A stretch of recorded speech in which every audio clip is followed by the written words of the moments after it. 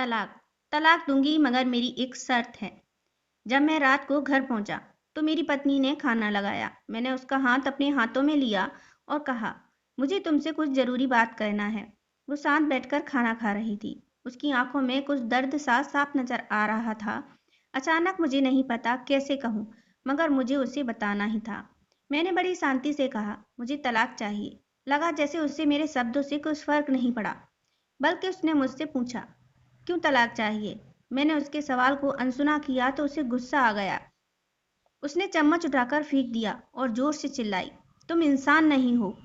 उस रात हमने एक दूसरे से बात नहीं की। वो रो रही थी। मुझे पता था कि वो जानना चाहती थी कि आखिर ऐसा क्या हुआ जो हमारा रिश्ता टूटने की कगार पर आ गया। पर मेरे लिए उसके सवालों का जवाब दे पाना नामुमकिन था। मैं अब किसी और से, प्रिया नाम था उसका, प्यार करने लगा हूँ। अब मुझे उससे प्यार नहीं रहा। मैंने उसे उसके वर्षों के प्यार की सजा दी थी। भरे मन से मैंने तलाक के पेपर तैयार किए। उसमें लिखा था कि वह पूरा घर, कार और कंपनी की 30% शेयर ले सकती है इस तलाक के बदले। लेकिन उसने उन पेपर्स को देखा और उनके टुकड़े टुकड़े कर दिए। वो औरत जिसने मेरे साथ जीवन के 10 साल बिताए थे, वो आज मेरे लिए अनजान हो चुकी थी। मुझे इन 10 सालों का जो उसने मेरे लिए बर्बाद किए, मगर मैं क्या करूं? जो हो चुका उसे मैं बदल नहीं सकता था, क्योंकि मैं किसी और से, अपनी पत्नी से भी ज्यादा प्यार करने लगा था। आखिरकार उसके सब्र का बांध टूट गया और वो फूट फूट कर मेरे सामने रोने लगी। मेरे लिए उसका रोना एक तरह से उसकी रिहाई की तरह ही था। तलाक की ये बात जो कई दिनों से मुझे परेशान कर रही थी, अब बिल्कुल साफ हो चुकी थी। अगले दिन मैं घर काफी लेट आया।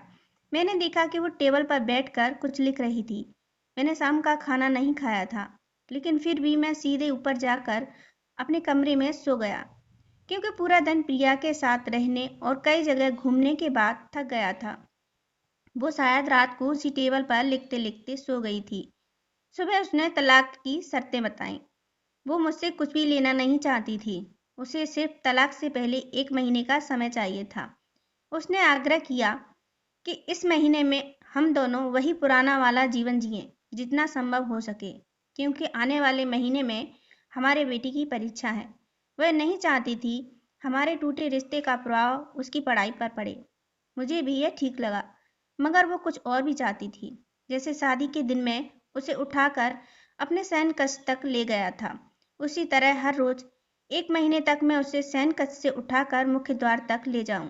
मुझे लगा यह पागलपन है, मगर इन आखिरी दिनों को थोड़ा अच्छा बनाने के लिए मैंने उसकी ये शर्त स्वीकार कर ली। मैंने प्रिया को अपनी पत्नी की सभी शर्तें बताईं। वो हंसने लगी। उसे लगा मेरी पत्नी कितने भी तरीके अपना ले, तलाक तो तय है। मेरी पत्नी और मैं किसी से भी इस दौरान नहीं मिले थे, लेकिन उस दिन जब मैं उसे पहली बार उठाया, गेट तक ले गया, तो हम दोनों काफी अजीब महसूस कर रहे थे। पीछे से हमारा बेटा भी खिलखिलाकर खुश हो रहा था। अगले दिन यह काम थोड़ा सामान्य और आसान हो गया। वह मेरे सीने से लगी थी और मैं उसकी खुशबू महसूस कर रहा था। ऐसा लगा जैसे कई दिनों बाद मुझे यह खुशबू मिल रही है, या फिर कई दिनों से मैंने उसके होने का महसूस नहीं किया था। पहले जितनी उसमें वो कसाव नहीं था, और चेहरे पर कुछ हल्की झुर्रियां नजर आ रही थीं और बाल भी काफी सफेद होने लगे थे।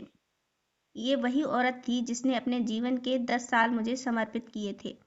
चौथे दिन जब मैंने उसे उठाया तो वो पुराना रोमांस लौटने लगी थी। 5वें और 8वें दिन वो पुराना प्यार फिर जागने लगा। मैंने प्रिया को इस बारे में कुछ भी नहीं बताया था। अब उसे उठाना और आसान हो गया था। शायद हर रोज यह सब करने का मैं आदी हो गया था। एक दिन वह अपनी पसंद की साड़ी निकाल रही थी, लेकिन कुछ खास नहीं ढूंढ पाई। उसने सांस भरते हुए कहा कि उसके सारे कपड़े बड़े पड़ने लगे हैं। तब मुझे पता चला कि वह काफी दुबली हो गई है और इसलिए मैं उसे आसानी से उठा पा रहा था। मेरे दिल को एक झटका सा लगा। उसने अपने दिल में काफी सारा दर्द छुपा रखा था। पता नहीं कैसे मैं आगे बढ़ा और उसके सिर को छूकर देखा। अचानक हमारा बेटा आया और बोला कि पापा, ये तो मम्मा को उठाकर बाहर ले जाने का समय हो गया है। उसके लिए अपने पापा द्वारा मम्मा को इस तरह उठाकर ले जाते हुए देखना जीवन का अभिन्न हिस्सा बन गया था। मेरी बीवी ने हमारे बच्चे को बुलाया और जोर से उसे गले लगा लिया। मैंने अपना चेहरा दूसरी तरफ कर लिया। मुझे लगा कि मैं अपना निर्णय न बदल लूं, मैंने अपनी पत्नी को रोज की तरह उठाया और बेडरूम से सिटिंग रूम लेते हुए हॉल तक लाया। उसने प्यार से अपने दोनों हाथ मेरी गर्दन के आसपास रख दिए। मैंने उसे जोर से पकड़ रखा था, बिल्कुल हमारे सुहागरात की तरह, मगर उसका इतना कम वजन मुझे परेशान कर रहा था। महीने के आखिरी दिन जब मैंने उसे उठाया तो मेरे लिए एक कदम भी चल पाना मुश्किल हो रहा था। हमारा बेटा स्कूल जा चुका था। मैं अपनी कार में ऑफिस गया और कार से कूदकर बाहर आ गया, बिना कार को लॉक किए। मुझे डर था कि अब एक पल की भी देरी कहीं मेरा इरादा ना बदल दे। मैं ऊपर गया, प्रिया ने दरवाज़ा खोला और मैंने उससे कहा, सॉरी प्रिया, अब मैं अपनी पत्नी से तलाक नहीं लेना चाहता। उसने मुझे देखा और मेरे सिर पर हाथ फेर कर कहा, तुम्हें बुखार तो नहीं है? मैंने उसका हाथ हटाया और कहा, सॉरी प्रिया, अब मुझे अपनी पत्नी से तलाक नहीं चाहिए। हमारी शादीशुदा जिंदगी शायद हम दोनों के ध्यान न देने की वजह से बोरिंग हो गई थी, लेकिन इसका मतलब यह कतई नहीं कि हम एक दूसरे से प्यार नहीं करते। अब मुझे एहसास हुआ है कि जिस दिन मैं उसे शादी करके अपने घर लाया था, उस दिन से जीवन के आखिरी दिन तक मुझे उसका साथ निभाना है। प्रिया के होश उड़ गए। उसने मुझे एक जोरदार चांटा जड़ दिया मेरे मुंह पर। वह रोने लगी और दरवाजा अंदर से बंद कर लिया। मैं सीढ़ियों से नीचे उतरा और आकर अपने कार में बैठ गया। आगे एक फूल वाले की दुकान पर रुका और अपनी प्यारी पत्नी के लिए एक सुंदर सा गुलदस्ता लिया। दुकानदार ने पूछा कि इस पर क्या लिखना है। मैंने मुस्कुराते हुए कहा कि मैं तुम्हें जीवन के आखिरी दिन तक यूं ही उठाता रहूंगा, मेरी अर्धांगिनी। उस शाम जब मैं घर आया, हाथों में गुलदस्ता लिए, मेरे चेहरे पर एक मुस्कान थी। मैं ऊपर अपने कमरे की तरफ भाग कर गया, लेकिन तब तक वह मुझे छोड़कर इस दुनिया से जा चुकी थी, हमेशा के लिए। वो कई महीनों से कैंसर से लड़ रही थी, लेकिन मैं प्रिया के साथ इतना खोया हुआ था कि कभी ध्यान ही नहीं रहा। उसे पता था वह जल्द ही मुझे छोड़कर जाने वाली है, इसलिए वह मुझे और मेरे बेटे के रिश्ते को टूटने से बचाना चाहती थी। मैं नीच उससे तलाक लेना चाहता था, लेकिन फिर भी उसने मेरे बच्चे की नज़रों में एक प्यारा पति और पिता बना दिया था।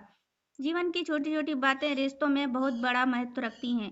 बड़ा घर, बड़ी कार, बैंक बैलेंस, ये खुशियों का हिस्सा जरूर बन सकते हैं, मगर अपनों के बिना